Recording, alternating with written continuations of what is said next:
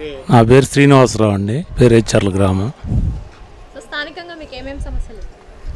స్థానికంగా అంటే ఈ జగన్మోహన్ రెడ్డి వచ్చిన తర్వాత రాష్ట్రంలో అన్ని వ్యవస్థలు భ్రష్టు పట్టిపోయినాయి. అన్ని వర్గాలు కూడా నిరుత్సాహంగా ఉన్నారు.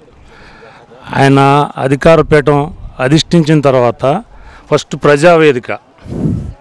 ప్రజావేదిక కూలగొట్టి ఆయన పతనానికి ఆయనే నాంది పలికాడు. రాజధాని లేదు, పోలవరం లేదు, ఉద్యోగాలు లేవు, రైతులకు గిట్టుబాటు ధర లేదు, మరి యువతకు ఉద్యోగాలు లేవు. మరి రైతులు 33,000 ఎకరాలు వాళ్ళు స్వచ్ఛందంగా ఇచ్చారు. ఎందుకు ఇచ్చారు? రాష్ట్ర రాజధాని కోసం. మరి ఆ రోజు ఈయన అసెంబ్లీలో నేను రాజధానికి అనుకూలం, రాజధాని ఇక్కడే ఉంటుందని మాట్లాడిన వ్యక్తి ఈయన జగన్మోహన్ రెడ్డి. మరి అధికారంలోకి వచ్చిన తర్వాత 3 ముక్కలాట్లాగా 3 రాజధానులు అన్నాడు. మరి అన్నాడు 3 రాజధానులు, ఏమన్నా చేశాడా ఆయన అభివృద్ధి? మన కళ్ళకి ఏమన్నా కనిపిస్తుందా?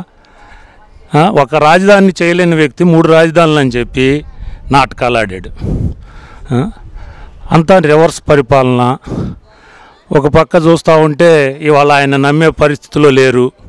ఆయన ఏం చెప్పినా కూడా ఎంతసేపటికి చూసాం. నిన్నగాక మొన్న విజయవాడలో అదొక డ్రామా, కోడికత్తి డ్రామాలాగా, కోడికత్తి సీను. నిన్న గులకరాయి సతీష్ గులకరాయి డ్రామా. ఈ డ్రామాలు ఎన్నేసినా కూడా ఆయన అధికారంలోకి వచ్చే పరిస్థితి లేదు. అదేవిధంగా మరి వాళ్ళ సొంత చెల్లెలు షర్మిల, సునీతమ్మ మాకు న్యాయం చేయండి అని చెప్పి రోడ్డెక్కి వెలిపిస్తున్నారు. సొంత బాబాయినే పొట్టన పెట్టుకున్న వ్యక్తి ఆయన. దానికి సమాధానమే లేదు. వాళ్ళ చెల్లెలు షర్మిల గారు అడిగిన క్వశ్చన్స్కి ఆయన సమాధానం చెప్పలేని పరిస్థితిలో ఉన్నాడు. అవినాష్ రెడ్డిని చేత చేపించారు.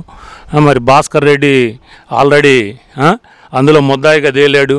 ఈయన బెయిల్ మీద ఉన్నాడు అవినాష్ రెడ్డి. ఈ విధంగా పరిపాలన ప్రజలు ఒక్కసారి చూద్దామని అవకాశం కల్పించారు. అవకాశాన్ని ఆయన దుర్వినియోగం చేశాడు.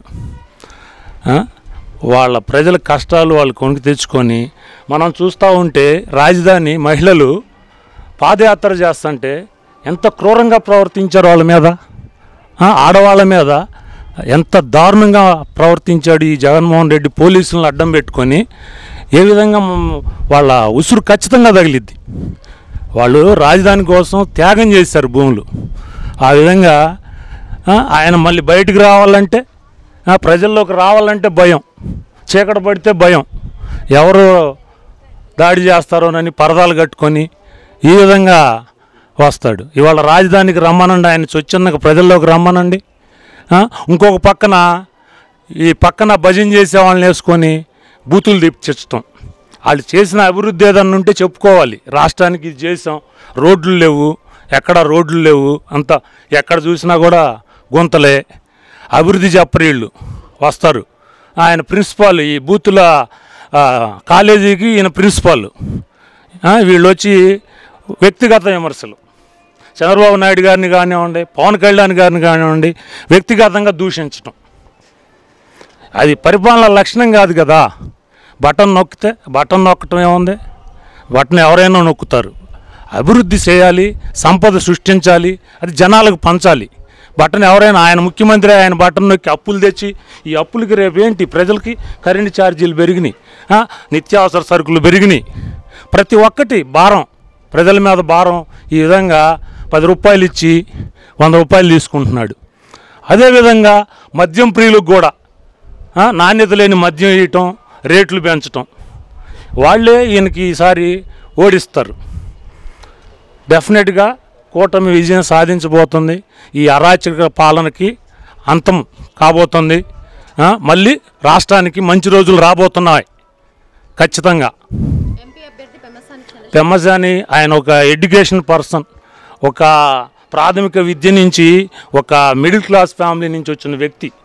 నర్సరావుపేటలో ఒక తెలుగు మీడియంలో 10th క్లాస్ వరకు తెలుగు మీడియంలో చదువుకొని ఆ తర్వాత మెడిసిన్ సీటు మెరిట్లో సంపాదించి యుఎస్లో ఆయన వేల కోట్లు సంపాదించాడు. ఇవాళ ఎందుకు మాతృభూమికి ఏదో ఒకటి చేయాలి నా వంతుగా అని చెప్పి ఆయన రాజకీయాల్లోకి రావాల్సిన అవసరం ఏముంది? డబ్బు కోసం కాదు, మన మన పుణ్యభూమికి ఏదో ఒకటి చేద్దాము, యువతకు ఉద్యోగాలు కల్పిద్దాము.